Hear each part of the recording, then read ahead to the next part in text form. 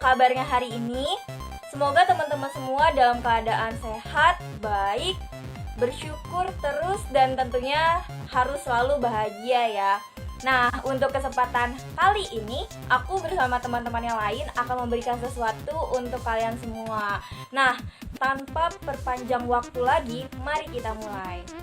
Yang terhormat Ibu Zuesti Eka Putri MAK selaku dosen pengampu mata kuliah Sistem Informasi Manajemen beserta teman-teman sekalian yang tentunya selalu berbahagia. Perkenalkan, kami di sini dari kelompok 9. Di sini kami akan mempresentasikan hasil diskusi kami mengenai pengelolaan teknologi informasi skala perusahaan global. Nah, teman-teman, sebelum masuk ke inti dari presentasi kami yang ditunggu-tunggu, izinkan kami untuk memperkenalkan diri kami masing-masing. Perkenalkan, nama saya Rosinta Oktaviana dengan nomor NIM belakang 140. Saya Denisa Putri Riani dengan nomor NIM belakang 74. Perkenalkan, nama saya Haira Nur Awalia Rahma dengan NIM belakang 022. Saya Firda Syifa Lutfania dengan nomor NIM belakang 129. Oke teman-teman, untuk pertemuan kali ini kita akan membahas 3 subbab yang akan kita bedah. Yang pertama ada mengelola teknologi informasi, yang kedua ada manajemen global dari teknologi informasi, dan yang terakhir atau yang ketiga ada contoh kasus. Oke teman-teman, langsung aja kita masuk ke subbab yang pertama mengenai mengelola teknologi informasi. Oke teman-teman, untuk materi kita hari ini sangat berkorelasi dengan yang namanya perusahaan global. Mungkin di benak teman-teman akan timbul pertanyaan nih, apa sih yang disebut dengan perusahaan global? Jadi perusahaan global ini merupakan suatu bisnis yang dikendalikan dengan strategi global, sehingga dalam aktivitas perencanaannya, implementasinya selalu berkonteks dengan mendunia atau global. Nah, di dalam dari perusahaan global ini sendiri ada yang namanya teknologi informasi global. Nah, apa sih yang disebut dengan hal itu? Nah, teknologi informasi global ini merupakan pemanfaatan dari yang namanya teknologi informasi untuk mendukung dari operasi, manajemen di dalam kegiatan perusahaan global itu sendiri. Nah, teman-teman, sehingga timbul pertanyaan, apa sih contoh-contohnya? Nah, contoh-contohnya ada perusahaan Microsoft, Samsung, dan lain sebagainya. Nah, teman-teman, di dalam teknologi informasi ini memiliki peran yang sangat penting di dalam kegiatan operasional maupun manajemen di perusahaan global. Nah, ada satu hal yang mendasari, apa itu? Adalah internet. Nah, yang pertama itu memudahkan cara komunikasi. Nah, sekarang ini perusahaan dengan menggunakan internet bisa menggunakan email untuk melakukan komunikasi antara karyawan ataupun partner-partnernya yang lain. Nah, seperti sekarang ini WFH, work from home, biasanya perusahaan melakukan meeting secara virtual dengan menggunakan Google Meet ataupun Zoom atau aplikasi video conference lainnya. Yang kedua ada memberikan pengetahuan dan sumber informasi. Dengan adanya internet, perusahaan dengan mudah mendapatkan informasi secara detail dan lengkap dengan cara mengeklik saja di Google.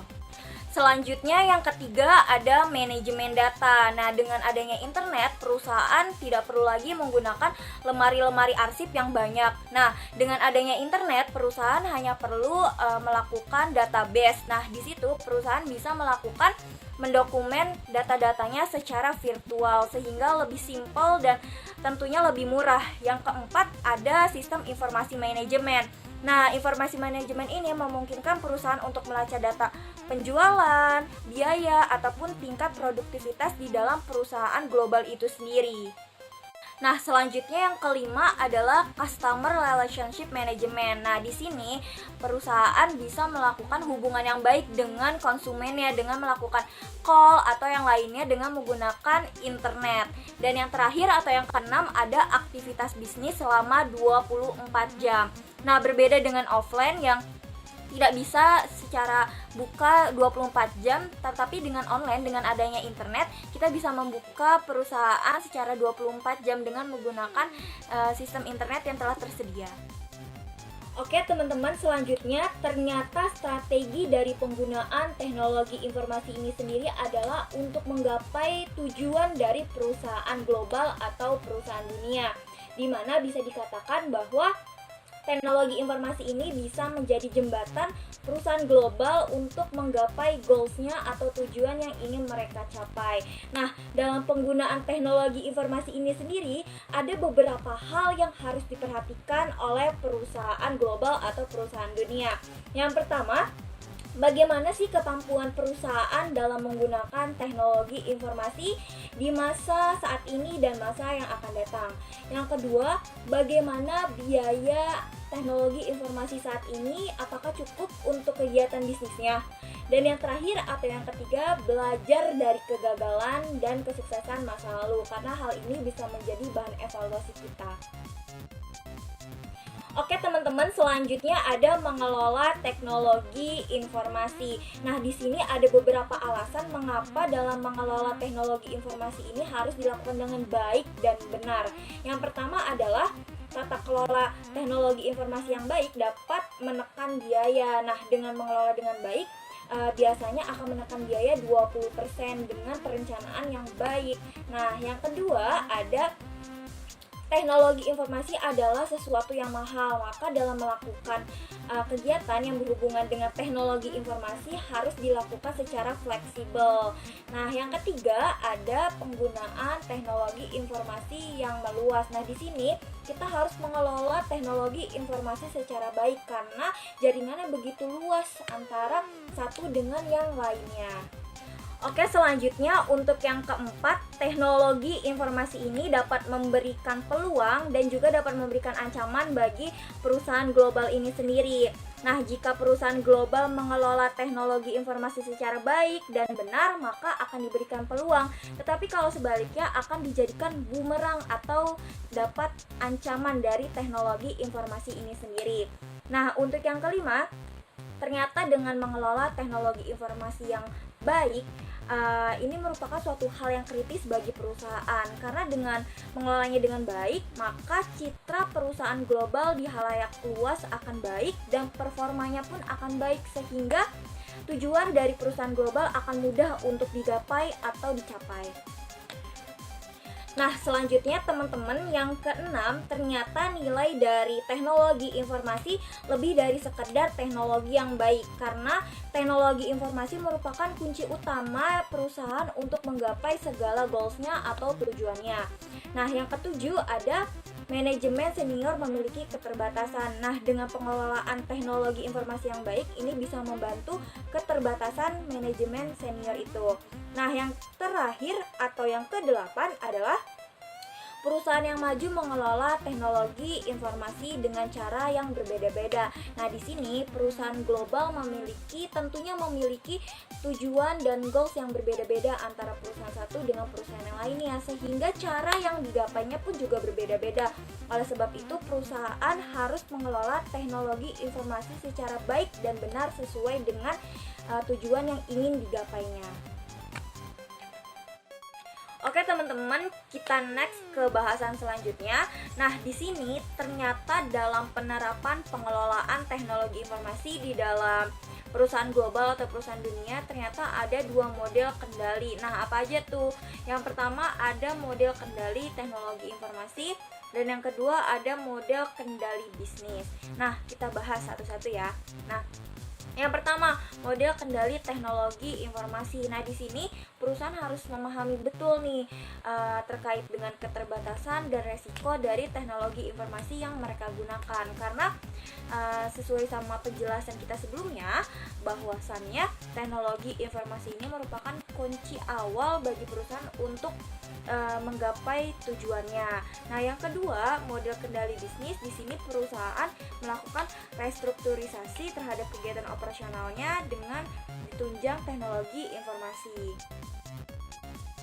Nah, selanjutnya timbul nih pertanyaan, bagaimana sih langkah-langkah untuk merancang teknologi informasi di dalam sebuah perusahaan dunia atau perusahaan global?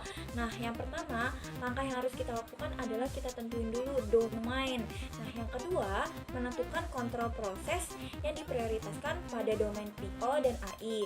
Nah, yang ketiga, tentuin dulu nih CSV institusi. Nah, pada tahap ini CSV ini sudah ditentukan pada masing-masing kontrol prosesnya. Nah, yang keempat, kita harus tentuin dulu KGI institusinya, lalu menentukan KAPI institusinya. Nah, yang keenam, kita harus membuat dulu nih kuesionernya mengenai tinjauan lapangan, gambaran lapangan teknologi informasi. Terus yang terakhir atau yang ketujuh ada pemetaan posisi teknologi informasi institusi dengan menggunakan metode model maturity dengan menggunakan kuesioner tadi di yang tahapan keenam. Oke teman-teman, tadi kita sudah membahas atau membicarakan teknologi informasi mulai dari pengertiannya, terus mengapa pengolahannya harus baik, terus habis itu model apa yang digunakan, ada 2 ya tadi, terus bagaimana langkah-langkah dalam pengolahannya. Nah, di sini aku dapat menyimpulkan bahwasannya fungsi dari teknologi informasi dalam perusahaan global atau perusahaan dunia ada 6 nih. Nah, yang pertama itu adalah menangkap atau capture. Nah, maksud menangkap di sini tuh apa sih? Nah, maksud menangkap di sini adalah menginput data. Jadi perusahaan global melakukan penginputan melalui mic, keyboard, scanner ataupun yang lainnya. Nah, yang kedua mengelola atau processing. Nah, di sini perusahaan global melakukan pengolahan data menjadi informasi yang akurat untuk penunjangan operasional di dalam perusahaan global ini sendiri. Selanjutnya yang ketiga adalah menghasilkan atau generating. Nah, di sini maksudnya perusahaan menghasilkan informasi dan akan dikemas dalam bentuk yang sedemikian rupa sehingga mudah dimengerti oleh khalayak luar. Nah, biasanya bisa bentuk gambar, grafik, atau hal yang lainnya. Nah, untuk yang keempat, penyimpanan atau storage.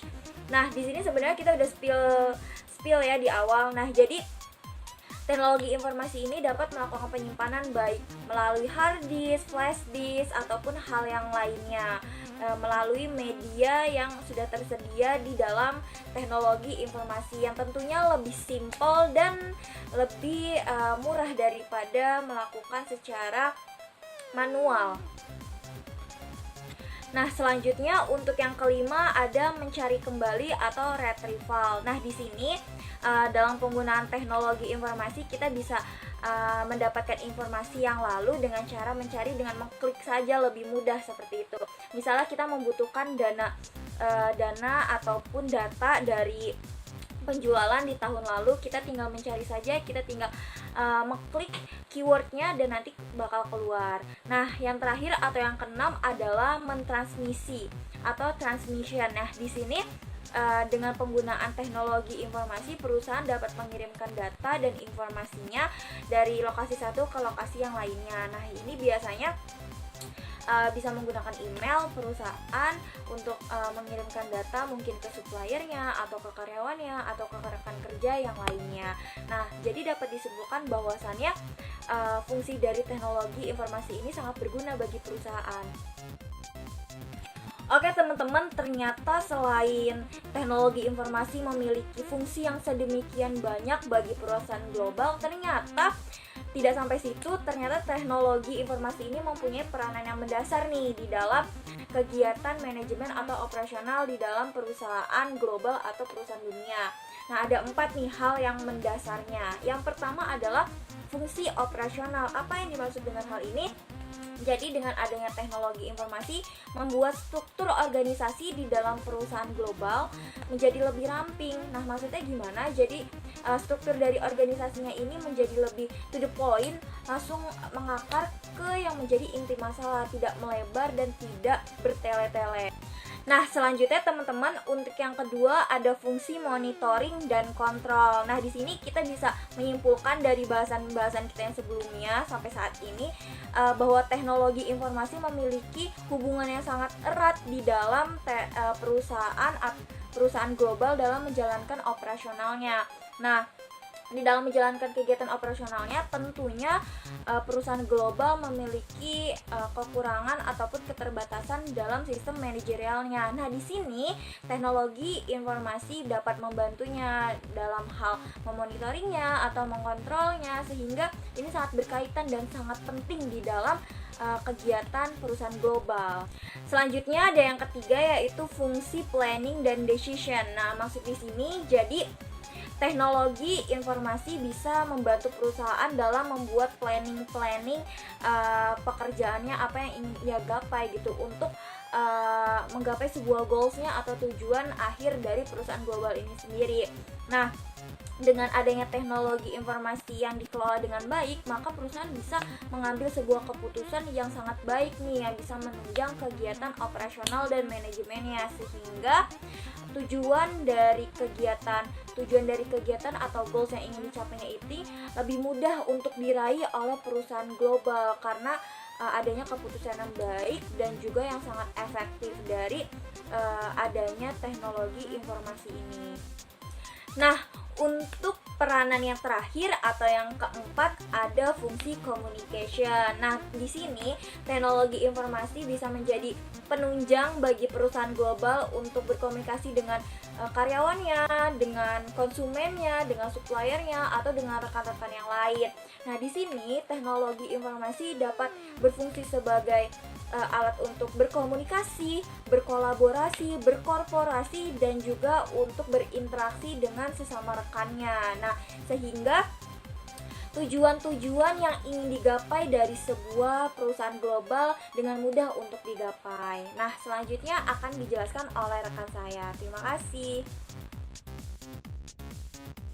Materi selanjutnya yaitu mengorganisasikan teknologi informasi.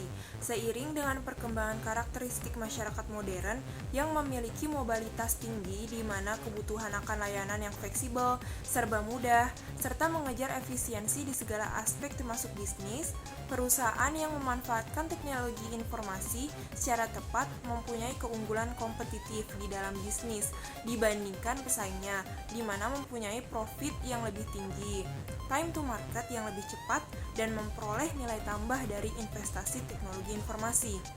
Pada perusahaan skala besar, organisasi teknologi informasi juga dapat dibebankan dengan perencanaan strategis untuk memastikan bahwa semua inisiatif teknologi informasi selaras dengan tujuan bisnis.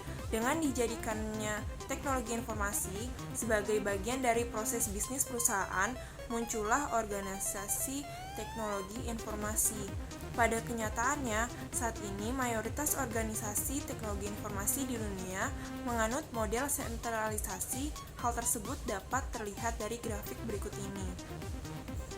Beberapa indikator dari kondisi organisasi teknologi informasi yang ideal yaitu yang pertama, mencakup semua fungsi-fungsi utama teknologi informasi.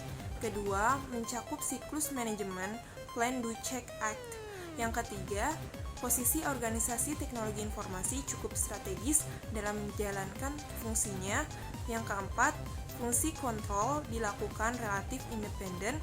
Yang kelima, didukung oleh tata kelola teknologi informasi, pasal-pasal yang mengatur atau mengamankan fungsi atau kinerja organisasi. Yang keenam, didukung oleh deskripsi pekerjaan serta ukuran kinerja yang jelas. Yang ketujuh yaitu tersentralisasi. Outsourcing dan offshoring teknologi informasi dan sistem informasi. Di sini kita akan membandingkan outsourcing dan offshoring. Menurut definisinya, outsourcing itu mengacu pada pekerjaan kontrak atau penugasan operasi perangkat bisnis ke organisasi eksternal, sedangkan offshoring itu mengacu pada relokasi proses bisnis di negara yang berbeda. Menurut implikasinya, outsourcing itu menggeser operasi ke pihak ketiga, sedangkan offshoring itu menggeser kegiatan atau menggeser kantor. Menurut objektifnya, outsourcing fokus pada kegiatan bisnis inti, sedangkan offshoring biaya tenaga kerja lebih rendah. Selain itu, terdapat fungsi yang dilakukan. Nah, outsourcing itu fungsinya dilakukan oleh bukan karyawan, sedangkan offshoring dilakukan oleh karyawan organisasi. Yang terakhir ada lokasi. Outsourcing itu berada di dalam atau di luar negeri, sedangkan offshoring itu di luar negeri. Kegagalan pengelolaan teknologi informasi. Beberapa di antaranya yaitu yang pertama, teknologi informasi tidak digunakan secara efektif oleh berbagai perusahaan yang menggunakan teknologi informasi, terutama untuk mengkomputerisasikan proses bisnis tradisional dan bukannya untuk mengembangkan proses e-bisnis yang inovatif dengan melibatkan pelanggan, pemasok, dan mitra bisnis lainnya, e-commerce, serta pendukung keputusan yang dijalankan melalui web. Yang kedua, teknologi informasi tidak digunakan secara efisien oleh sistem informasi yang memberi waktu respons yang lama dan seringkali pakar dan konsultan sistem informasi yang mengelola berbagai proyek pengembangan aplikasi dengan tidak benar. Yang ketiga, overspend budget. Overspend terjadi bila risiko pengelolaan teknologi informasi tidak diidentifikasi sama sekali, sehingga sering terjadi tim proyek mengeluarkan anggaran yang tidak terduga. Dengan terjadinya overspend budget, tim proyek harus mencari uang dari suatu tempat untuk melakukan sesuatu sebelum proyek tersebut mengalami kendala yang berarti. Yang keempat, ada late learning project. Terkadang, risiko yang tidak terduga dapat menyebabkan proyek melambat karena memerlukan waktu untuk memahaminya, menganalisanya, dan menyiapkan rencana pengelolaan yang digunakan untuk memantau, melakukan tindakan, dan melacak risiko tersebut. Penundaan waktu dapat mengakibatkan pengeluaran biaya yang lebih tinggi atau overspend budget dan penurunan kualitas proyek. Yang kelima, reputational damage. Reputasi damage terjadi pada perusahaan apabila perusahaan membuat klien merasa tidak puas. Review dari klien lain terhadap tanggapan yang buruk dapat memiliki implikasi luas untuk pekerjaan di masa yang akan datang. Nah, poin-poin yang terjadi di atas berdampak pada risiko pengelolaan teknologi informasi karena tata kelola teknologi informasi menciptakan nilai bagi organisasi. Oleh karena itu, IT governance berkaitan dengan identifikasi, pembentukan, dan penghubung mekanisme sistem teknologi informasi untuk mengelola risiko. Materi kedua yaitu manajemen global teknologi informasi. Dimensi internasional. Dimensi internasional telah menjadi bagian penting dalam mengelola perusahaan di ekonomi global yang saling berhubungan dengan pasar saat ini. Entah seorang manajer dalam perusahaan besar ataupun pemilik usaha kecil akan dipengaruhi oleh perkembangan bisnis internasional dan berhubungan dalam cara tertentu dengan berbagai orang, produk, atau jasa yang asalnya bukan dari negara asalnya. Materi selanjutnya akan dijelaskan oleh rekan saya, Khaira. Manajemen Global TI. Semua teknologi informasi harus dikelola sebagai platform teknologi karena melakukan integrasi secara internal berfokus pada secara eksternal menghadapi berbagai aplikasi bisnis. Teknologi semacam ini meliputi internet, intranet, dan berbagai e-commerce dan teknologi kerjasama serta software perusahaan manajemen rantai pasokan. Banyak perusahaan yang manajemen teknologinya itu merupakan tanggung jawab utama dari CTO atau bisa disebut juga dengan Chief Technology Officer yang bertanggung jawab atas semua perencanaan dan penggunaan teknologi informasi. Selanjutnya ada tantangan budaya, politik, dan geoekonomik. Yang pertama ada tantangan politik atau bisa disebut juga political challenge, di mana banyak negara yang memiliki peraturan yang meregulasi atau melarang transfer data lintas batas nasional mereka atau bisa disebut juga aliran data lintas batas, terutama informasi personal seperti catatan pribadi. Negara lainnya sangat keras mengenakan pajak atau melarang impor hardware dan software, sedangkan yang lainnya juga banyak juga memiliki hukum materi lokal yang mengspesifikasi sejumlah bagian dari nilai produk harus ditambah di negara yang bersangkutan jika ingin dijual di negara itu. Yang kedua, ada tantangan geoekonomik atau geoeconomic challenge, di mana dalam bisnis global dan TI merujuk pada pengaruh geografi atas kenyataan ekonomi dalam aktivitas bisnis internasional. Jauh jarak fisik yang terlibat masih merupakan masalah utama, bahkan dalam era telekomunikasi internet dan perjalanan dengan pesawat jet. Contohnya, masih memakan waktu yang terlalu lama untuk menerbangkan seorang pakar ketika terjadi masalah di TI yang lokasinya sangat jauh. Masih sulit berkomunikasi secara real time di seluruh zona waktu 24 jam dunia.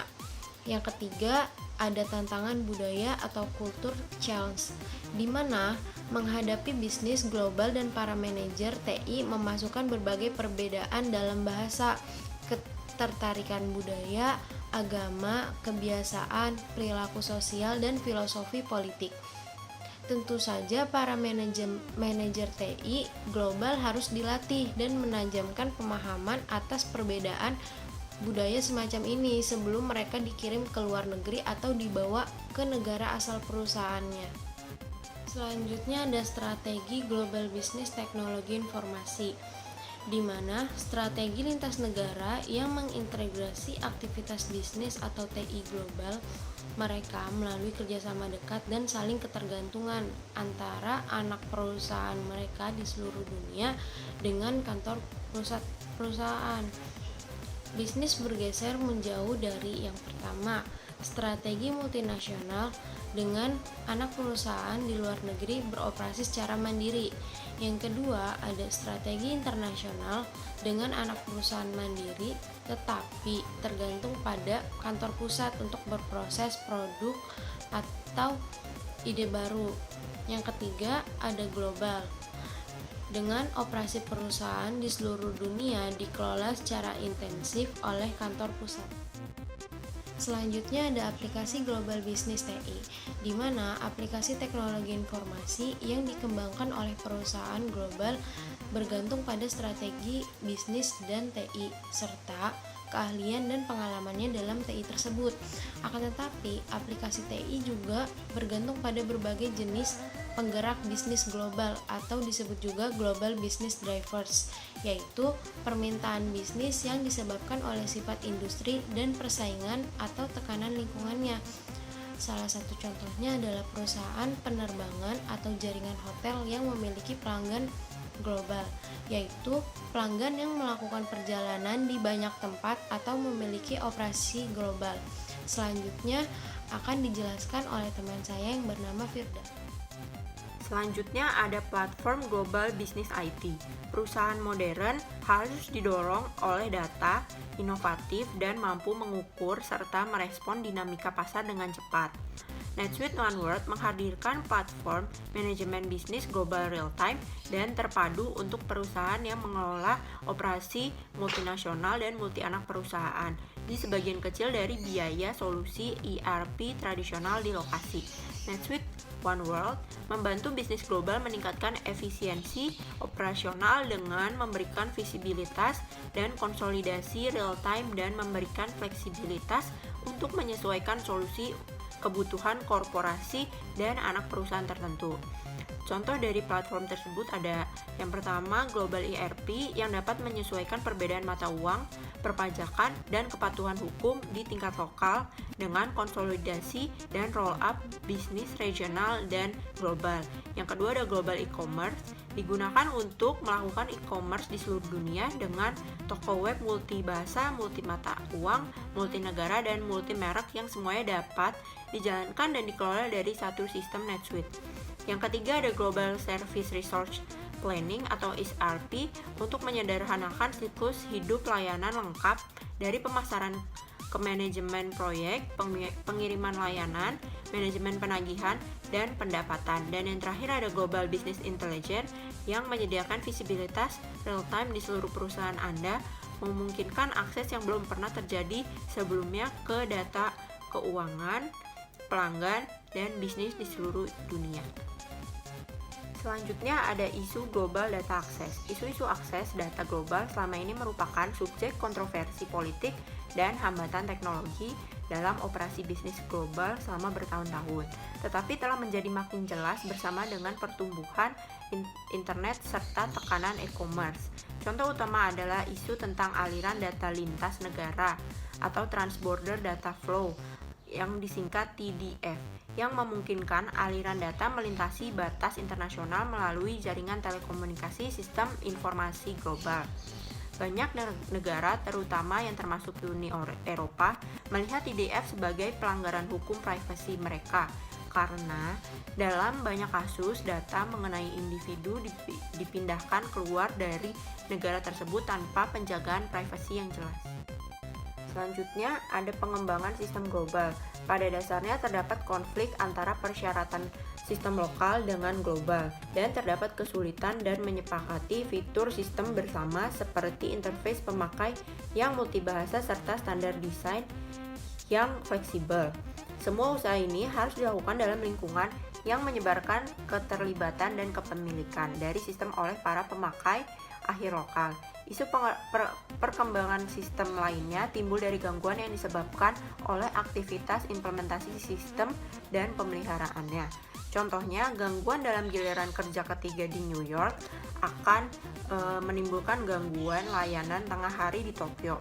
Isu perkembangan sistem global lainnya yang penting berhubungan dengan standarisasi global tentang definisi data. Definisi data yang umum penting untuk berbagai data antar bagian dari bisnis internasional. Perbedaan dalam bahasa, budaya, dan standar teknologi dapat membuat standarisasi data global menjadi cukup sulit untuk dilakukan. Beberapa strategi dapat digunakan untuk mengatasi beberapa masalah pengembangan sistem yang timbul dalam TI global. Pertama-tama adalah mengubah aplikasi yang digunakan oleh kantor induk ke dalam aplikasi global. Pendekatan lainnya adalah membuat tim pengembangan multinasional dengan orang-orang penting dari beberapa anak perusahaan untuk memastikan bahwa desain sistem tersebut sesuai dengan kebutuhan situs lokal dan kantor pusat perusahaan. Pendekatan ketiga disebut sebagai pengembangan paralel. Hal itu disebabkan karena bagian-bagian dari sistem ditugaskan ke anak perusahaan yang berbeda dan kantor induk untuk mengembangkan pada saat yang bersamaan. Pendekatan terakhir yang dengan cepat telah menjadi pilihan pengembangan utama adalah melakukan outsourcing kegiatan pengembangan ke perusahaan pengembangan global atau luar negeri yang memiliki keahlian serta pengalaman yang dibutuhkan untuk mengembangkan aplikasi bisnis atau TI global. Pembahasan yang ketiga ada contoh kasus. PT Astra Honda Motor adalah perusahaan yang bergerak di bidang manufaktur, perakitan, dan distributor sepeda motor merek Honda. Dan perusahaan ini merupakan satu-satunya di Indonesia yang memiliki hak sebagai agen tunggal pemegang merek atau ATPM, sepeda motor Honda. Keunggulan teknologi Honda Motor diakui di seluruh dunia dan telah dibuktikan dalam berbagai kesempatan, baik di jalan raya maupun di lintasan balap. Honda pun mengembangkan teknologi yang mampu menjawab kebutuhan pelanggan, yaitu mesin bandel dan irit bahan bakar, sehingga menjadikannya sebagai pelopor kendaraan roda 2 yang ekonomis. Tidak heran jika harga jual beli sepeda motor Honda tetap tinggi. AHM memiliki pengetahuan yang komprehensif tentang kebutuhan para pemakai sepeda motor di Indonesia. Berkat jaringan pemasaran dan pengalamannya yang luas, AHM juga mampu memfasilitasi pembelian dan memberikan pelayanan purna jual sedemikian rupa sehingga brand Honda semakin unggul. PT Astra Honda Motor dalam perusahaannya juga menggunakan sistem teknologi informasi untuk mempermudah pekerjaan dan efisiensinya. Sistem informasi manajemen dapat didefinisikan sebagai serangkaian subsistem informasi yang menyeluruh dan terkoordinasi dan secara rasional terpadu yang mampu mentransformasi data sehingga menjadi informasi lewat serangkaian cara guna meningkatkan produktivitas yang sesuai dengan gaya dan sifat manajer atas dasar kriteria mutu yang telah ditetapkan. Dengan kata lain, SIM adalah sebagian suatu sistem berbasis komputer yang menyediakan informasi bagi beberapa pemakai dengan kebutuhan yang sama. Para pemakai biasanya membentuk suatu entitas organisasi formal, perusahaan atau subunit di bawahnya. Lalu selanjutnya ada pembahasan dari kasus tersebut. Yang pertama, landasan teoria. A. Enterprise Resource Planning atau ERP merupakan sistem informasi yang diperuntukkan bagi perusahaan manufaktur maupun jasa yang berfungsi untuk mengintegrasikan dan mengotomasikan proses bisnis yang berhubungan dengan aspek operasi, produksi maupun distribusi di perusahaan bersangkutan. B. Just in Time atau JIT merupakan sistem produksi atau sistem manajemen pabrikasi modern yang dikembangkan oleh perusahaan-perusahaan Jepang yang pada prinsipnya hanya memproduksi jenis-jenis barang yang diminta sejumlah yang diperlukan dan pada saat dibutuhkan oleh konsumen. Yang kedua ada implementasi. PT Astra Honda Motor atau AHM sebagai perusahaan perakitan motor terkemuka di Indonesia juga menerapkan TI dalam proses bisnisnya. Penerapan TI ini pada AHM bukan merupakan hal yang baru karena perusahaannya telah mengimplementasikannya sejak tahun 1980. Pada awalnya TI pada AHM hanya dimanfaatkan untuk mendukung sistem akuntansi saja. Namun pada tahun 1986 teknologi informasi merambah ke sistem keuangan dan kontrol produksinya. Sistem tersebut dibuat secara swadaya oleh PT AHM sendiri sehingga yang terjadi adalah TI yang diaplikasikan menjadi terpisah atau tidak terintegrasi satu sama lainnya. Pada tahun 1995, sistem perusahaan diubah menjadi mulai terintegrasi dengan penggunaan ERP atau Enterprise Resource Planning dan untuk selanjutnya semakin berkembang dari tahun ke tahun. Tujuan dari PT AHM sendiri menerapkan TI di perusahaannya adalah untuk menerapkan sistem Just in Time atau JIT sehingga dapat terciptanya efisiensi dalam perusahaan. Jadi kesimpulannya, keberhasilan dalam penggunaan ERP untuk mencapai tujuan tergantung pada penerapan dan kebutuhan perusahaan. Perusahaan tidak dapat hanya ikut-ikutan tren dalam menerapkan ERP, tetapi tidak mengetahui apa yang menjadi kebutuhan perusahaan. Sistem ERP yang mengintegrasikan proses bisnis dalam satu database membuat arus informasi dari perusahaan ke vendor dapat bergulir dengan cepat. Ketika pemesanan dilakukan, hal tersebut sudah melibatkan kesiapan dari tenaga kerja dan anggaran biaya yang dibutuhkan, sehingga ketika komponen tiba, maka proses produksi dapat langsung dikerjakan seketika itu juga.